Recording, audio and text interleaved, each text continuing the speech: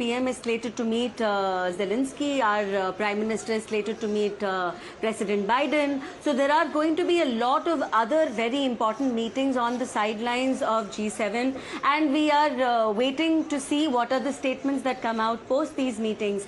See, it's very unfortunate that the opposition today minds the fact that India is establishing its position as a global leader. And this is for very many reasons. We just have someone today with a very strong voice in the international arena. India needed that. We don't mince our words anymore. So whether it's the stand our Prime Minister takes for any global conflict, whether it is the contribution of India when COVID struck and we were literally one of the few handful of nations that managed to make a vaccine. We were one of them. I think 9 nations made a vaccine and India actually made 2. So these are not just instances which make other countries look at us as merely a demographic or as merely a market. We are looked upon as someone with a lot of advancement in technology. We are now the 3rd biggest country when it comes to the startup ecosystem. All these things contribute greatly. And also, I think the stronger the Indian Parliament, the better the democracy in India, the better it is for the world over, because we are a peace-loving nation. India's position matters a lot. 1 in every 6th person in the world is an Indian.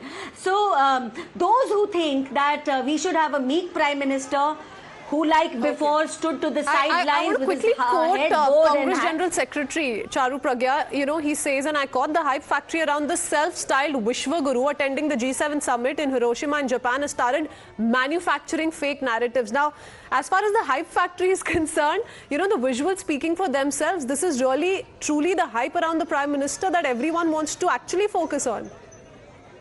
You see where the hype is.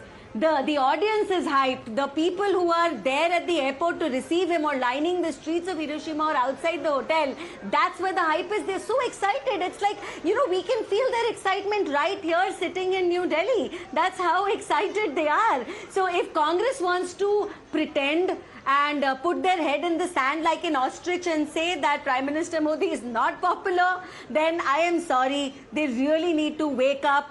And because this drum beating is not taking place on part of the BJP. These are people who are settled abroad, who are settled in Japan, Indian diaspora out there, who are giving him that kind of a reception. So no, and yeah, quickly make your point. And more importantly, not just the Indian diaspora. See, on the global platform, India has earned its place at the table. Yes. We have a voice because we have earned that voice. Everybody is looking at us and waiting for us to speak.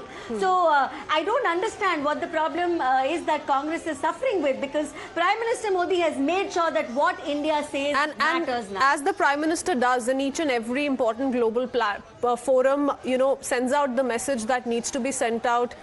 In its most firm aspect, the Prime Minister already is saying that, you know, India is fully prepared, it's committed to protect its sovereignty and dignity, and there's much more lined up the next 2 days. Charu, thank you for speaking to us.